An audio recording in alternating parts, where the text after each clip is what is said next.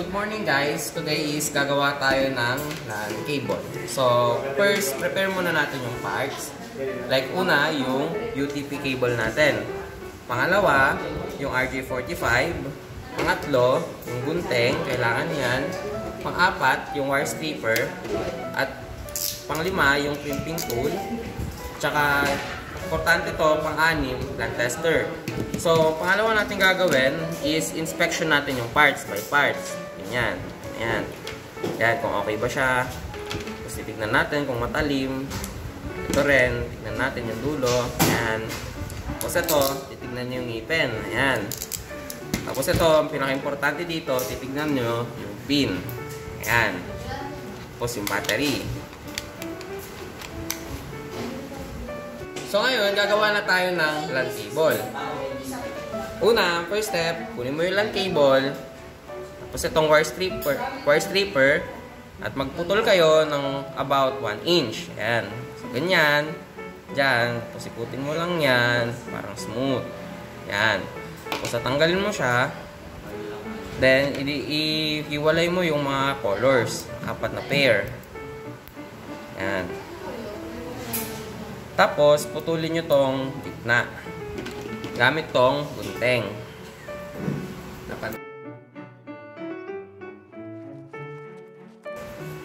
Yan. So, after nyan, i-twist natin siya.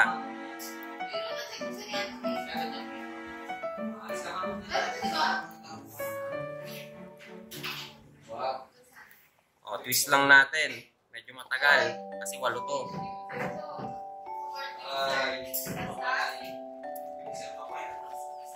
Yan.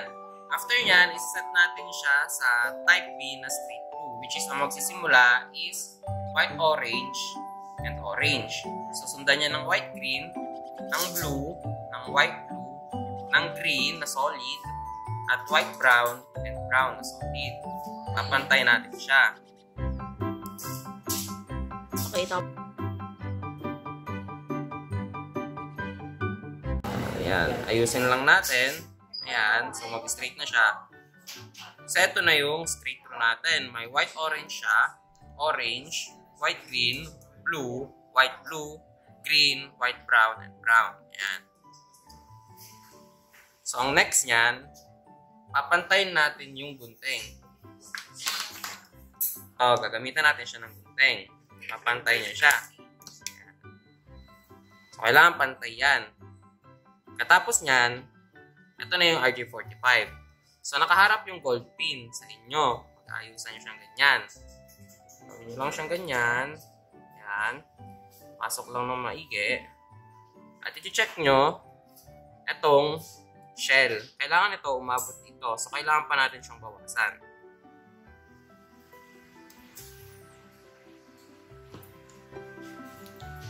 Tapos, i-check ulit natin kung ito pa rin yung color niya. Yan.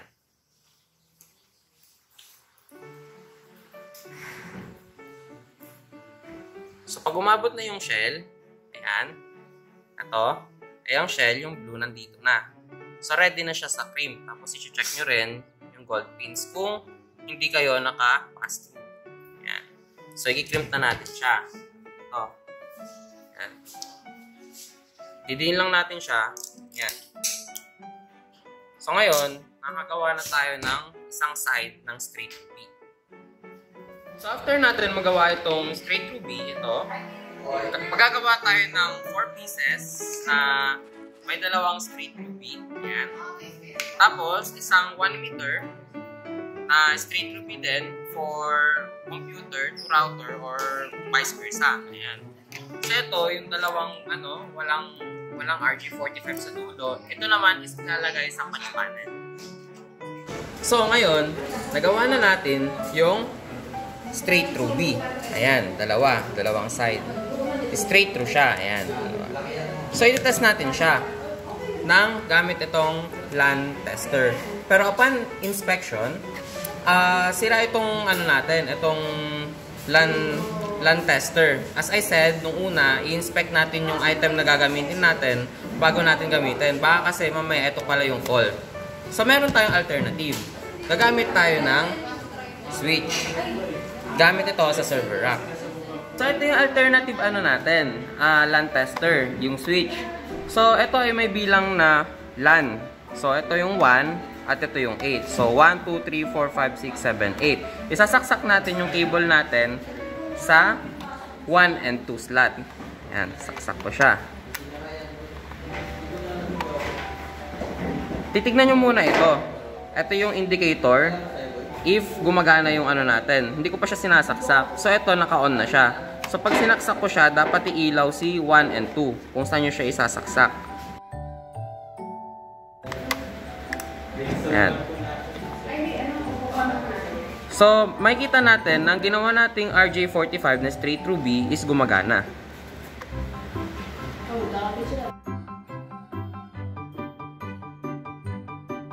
Ito naman po tayo sa server rack. Server rack is pinubuo siya ng router, which is dito natin kinoconnect yung main internet natin galing sa modem, sa WAP, na ang function niya is dito ko mo-connect yung mga wireless internet katulad ng phone, laptop, at anything na pwede i-connect through wireless. Dito naman sa switch, dito kino-connect yung router natin at saka yung WAP para dito mag-uusap yung dalawang entity. Dito naman po tayo pumunta sa unahan ng patch ay ng server rack. Ito pong makikita natin na buo na to, ito po ay tinatawag na patch panel. Meron siyang front at back. Sa front, makikita natin yung mga LAN cable ports. Sa back naman, makikita natin dito yung mga dito natin pina-punch yung mga cable. Then, itong nasa ilalim niya is cable organizer. May makikita rin tayo sa gilid na color white. Ang tawag natin dito is modular box. Sa loob ng modular box, may makikita tayong I/O port. Diyan natin sinasaksak yung server natin and client.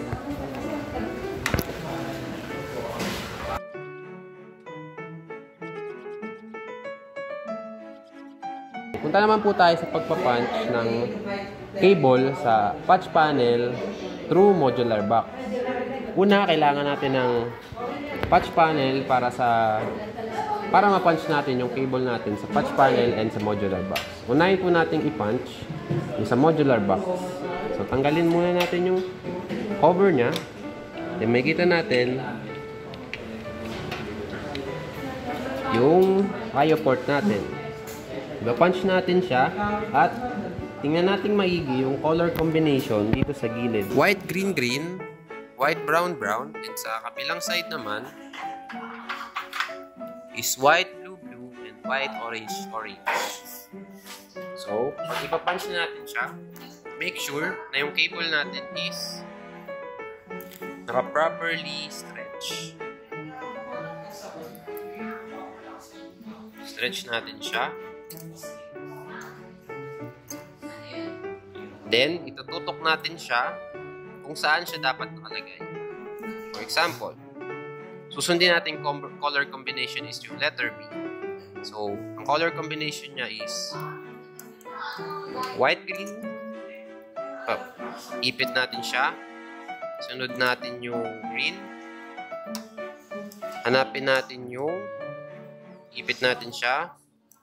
Hanapin natin yung white, brown. So, white, brown. Ipit natin siya. Sunod natin yung brown. Ipit natin siya. And then, i-punch na natin siya. Sa pagpapunch sa I/O port, make sure yung sharp edge ng ating punch down tool is nakatutok kung saan may excess na copper wire. So, ipit natin siya, then punch natin siya. Dapat may maririnig tayo na click sound pag pinunch natin siya.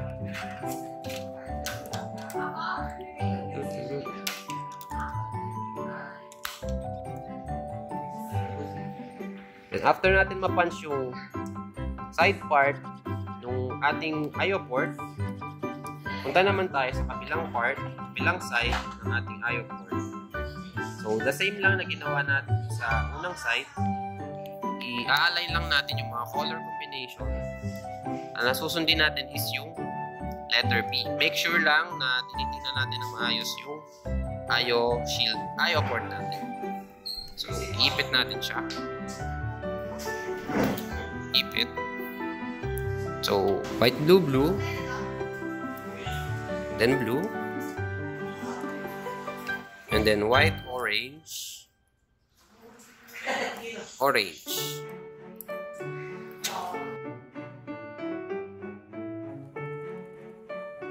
And then, i-punch na natin siya. Make sure na yung sharp edge is dun sa excess part ng ating copper. Again, dapat may maririnig tayong click na sound pag nagpa-punch tayo ng sa IO port.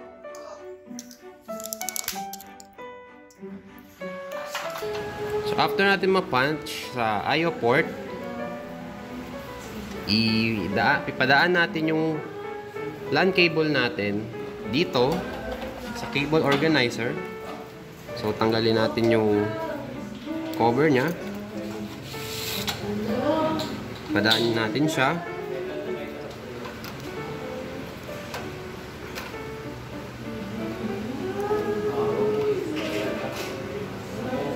Natin siya. And then, pili tayo ng number na paglalagyan natin ng cable. So, dito sa back part ng ating patch panel, may makita rin tayong color combination, which is yung letter B, brown, white, brown, orange, white, orange. Patch na natin siya. Ilagay natin yung brown sa unang part.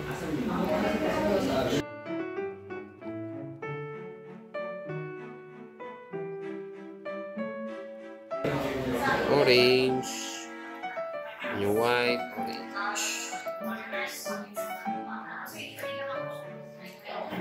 After natin malapat, punch na natin siya and make sure yung ating punch down tool, yung sharp edge is nakatutok kung saan may excess part.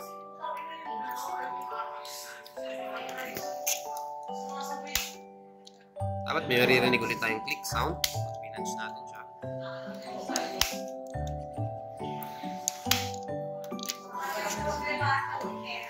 After nyan, isunod naman natin yung susunod na color combination. So, i-check ulit natin yung color combination dito ng letter B, which is blue, white, blue, green, and white. So, ilapat na natin siya.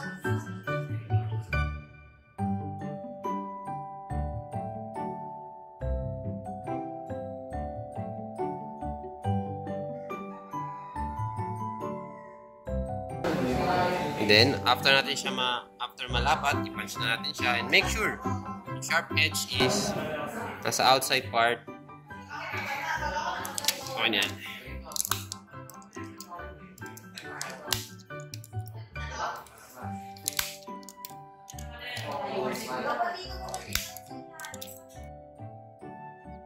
After natin ma-punch, ilagay natin yung modular box.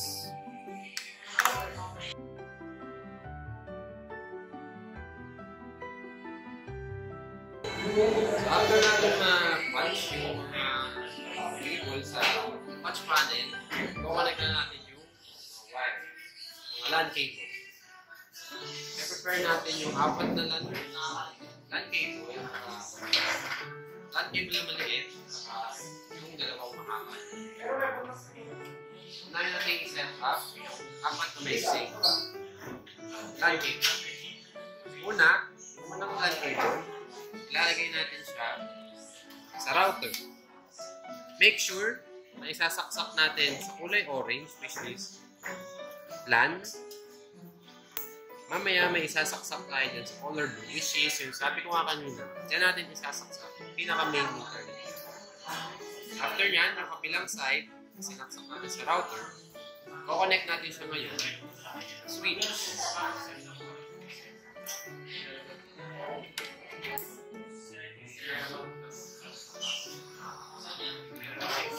So, pag connect natin ng cable, make sure na umiilaw siya sa ating switch. Which is, sinaksak ko siya sa number 8, kaya umilaw yung number 8. Pag hindi umilaw yung number 8, ibig sabihin lang nun, yung cable is hindi siya gumagana ng ayos. So, next na cable, kunin natin yung pangalawang cable. Sasaksak naman natin yung pangalawang cable sa unang port ng WAP, which is yung 1. Which is, ngayon, yung pangalawang cable, isasaksak natin siya sa WAP sa 1 ng WAP. Saksak natin siya. Yung kabilang dulo ng cable, isasaksak ngayon natin siya ulit sa switch. So, isasaksak ko siya sa number 1 ng switch. So, tingnan natin kung iilaw siya. So, umilaw siya. Gumagana yung wire natin.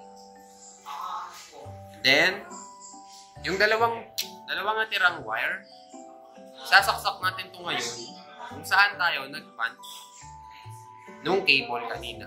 So, check natin sa likod ng punch panel kung saan tayo nagsaksak, kung saan tayo nag-insert ng cable. So, dito sa left part, nagsaksak tayo sa number 48. So, sa right side, nagsaksak naman tayo sa number 25. Punta tayo ngayon front side ng server, ng patch panel. So, isasaksak natin yung isang cable sa number 25. Then yung kabilang side ng cable, isasaksak natin ngayon sa switch. So, isasaksak siya sa number 7.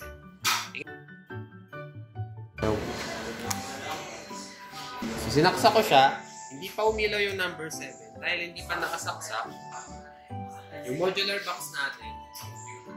So, mamaya, i-check natin. Then, yung kabila naman, sasaksak ko siya sa number 48 kung saan tayo nag-punch kanina. Saksak ko siya. Yung kabilang part, ganun din, saksak natin siya. Sasaksak ko siya sa number 2. Hindi ulit siya umilaw dahil hindi siya nakasaksak. Hindi pa siya nakasaksak sa computer. So, after natin masaksak lahat ng cable, yung apat na maiksing cable, sasaksak naman natin ngayon yung internet, which is galing sa modem, sa router. Sasaksak natin siya sa color blue na part, which is yung 1 ng router, para magkaroon ng access sa internet yung router.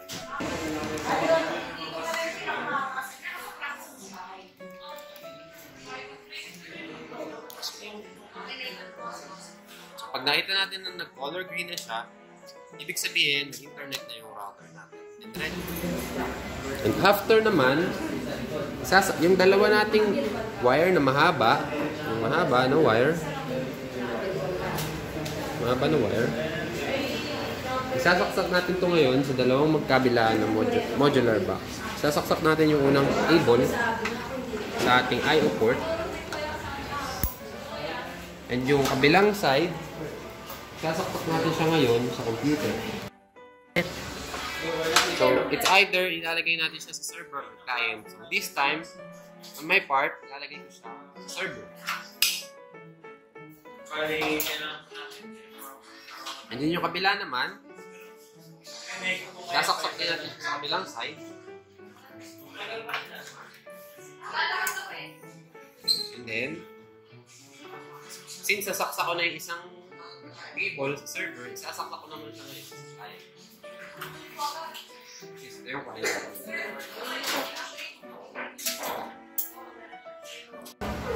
So, after natin makonect lahat ng cable, dapat makikita natin sa switch na umiilaw is 4, which is yung 1, tsaka 2, tsaka 7, 8. And after natin makita na umiilaw na yung 4 na yan, ready to configure na siya.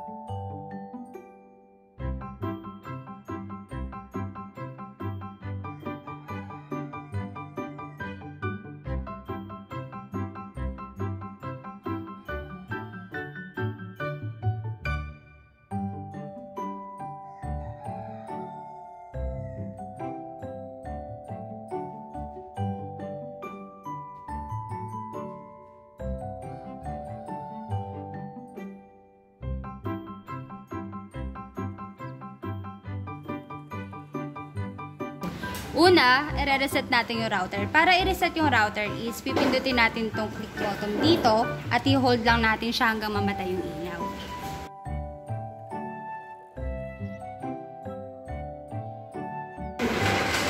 Sunod naman, i-reset natin yung WAP. Para i-reset yung WAP, tutusukin lang po natin siya dito at i-hold lang hanggang sa mamatay din yung ilaw.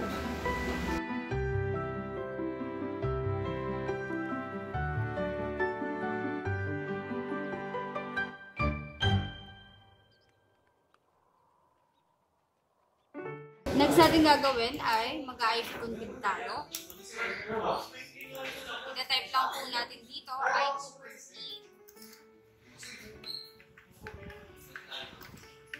IP config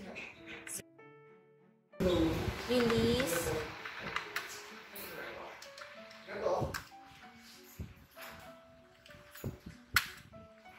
IP config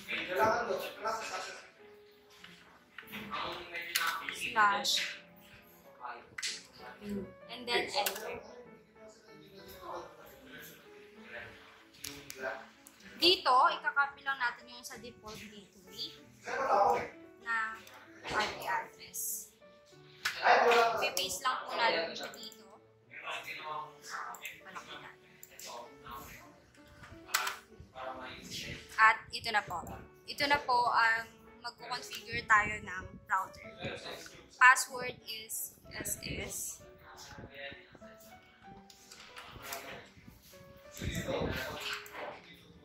Copy lang po yung password.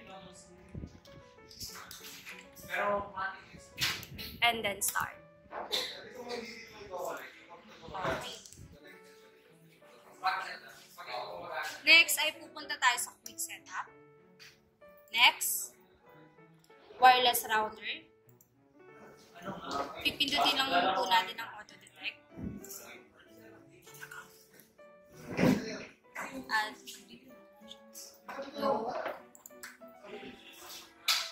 dito po ang ilalagay natin ay depende po sa gusto nyo.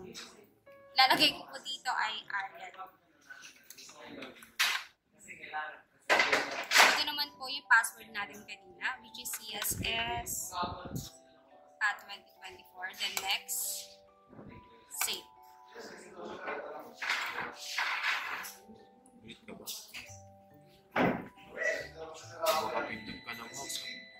Next naman po, ipupunta po tayo sa network. Pipiliin po natin ang LAN. Dito naman po, ilalagay po natin sa IP address ang IP address ng router.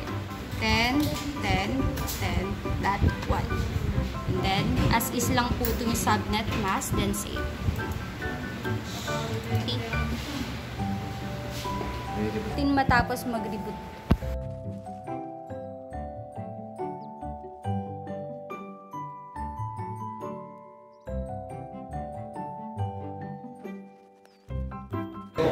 Ngayon naman po ay mag-IP config ulit tayo. Enter.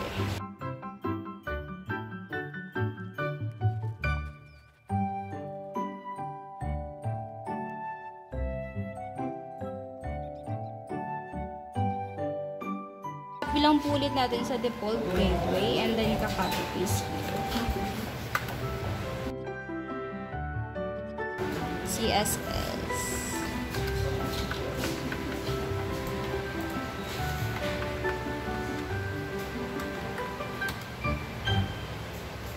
Ngayon naman po ay pupunta tayo sa DHCP para mag-set ng range.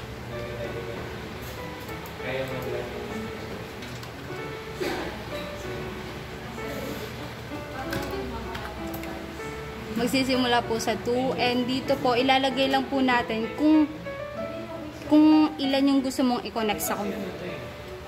Let's say 10 ang i-connect natin sa computer, magsisimula po tayo sa 2, 3, 11, then save.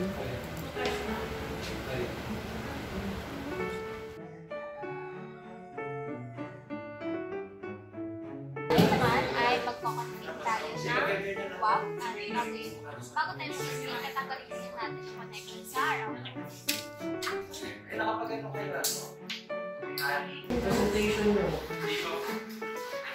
Then, next naman ay ililipat natin ito sa LAN. Ayan, pag narinig natin na tunoy, ibig sabihin ay okay na yun.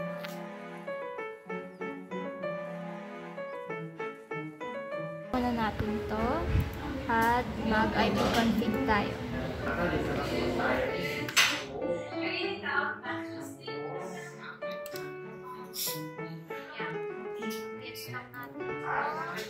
And then, copy natin.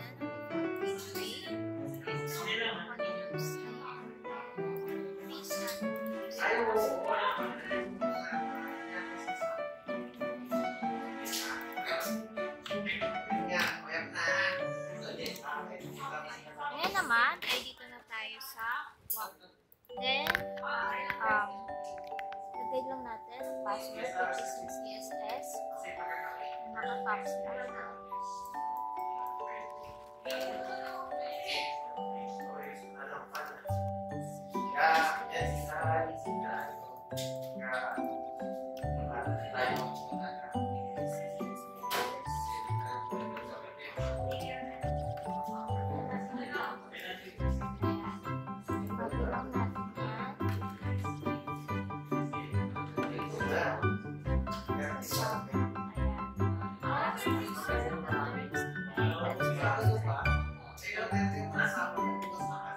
Ngayon naman ay skip natin ito and then palitan natin ang name which is last name. Ito ilalagay guys. And then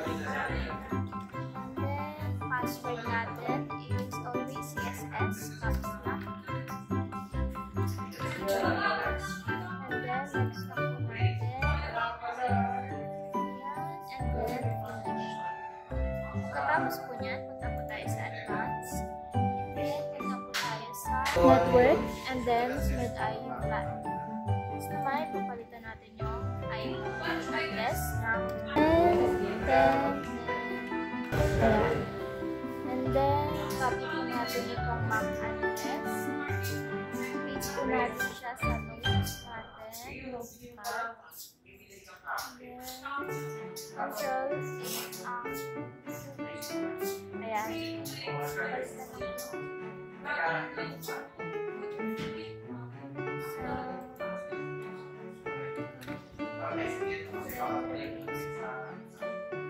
Tapos po yan, save lang po natin yan.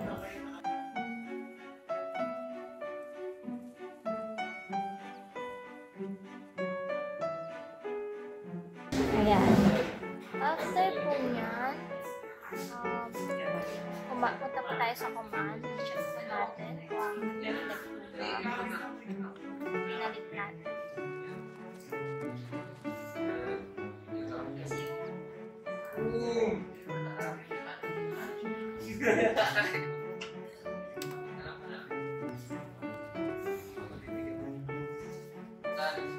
Ito po natin. And then after po niyan, ulit natin ito.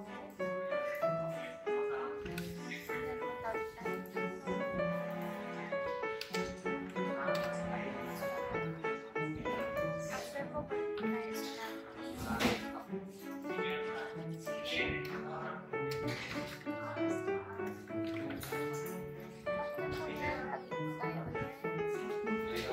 ma-config yung WAP, balik po natin ito sa WAP. Ayan, and then ito pong WAP, babalik po natin sa WAP. Ayan, pag tumunog na po, okay na po yan. Tayo ulit sa command natin.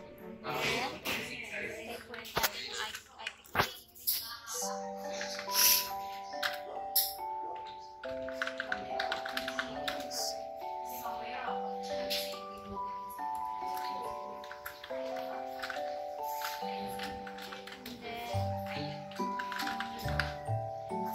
Enter na po natin. Ayan. Makikita po natin natin, bumalik po tayo sa router. And then, copy lang po natin itong gateway. Paste po natin dito. Ayan, enter po natin yung password. Ayan. Punta po tayo sa DHCP and address reservation. And then, add new. Ayan, copy po natin yung MAC address na nanggaling kanina dun sa web na kinapin natin. Ayan. So,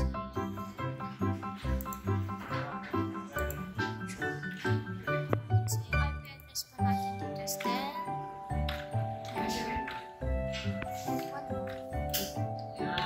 Ayan. Enable and then save na po natin. Tapos tayo sa client list. Ayan. So, makikita natin reflect na po dito. Which is ito. Kaya natin.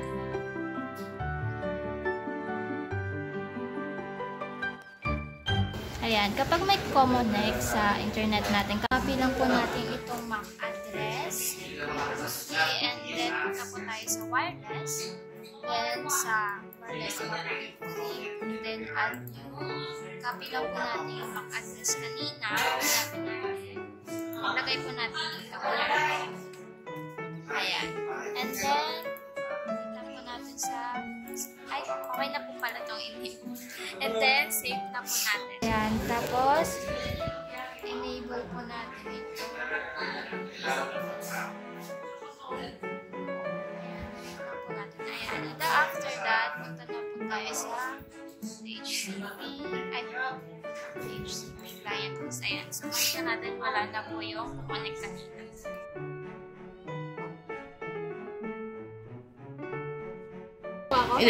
So, after po natin makonfig lahat, punta naman po tayo sa pin. Titignan natin kung connect na po ba si server at si client. Pero bago ang lahat, alamin po muna natin ang IP address ng server po natin. Ang IP address ng server,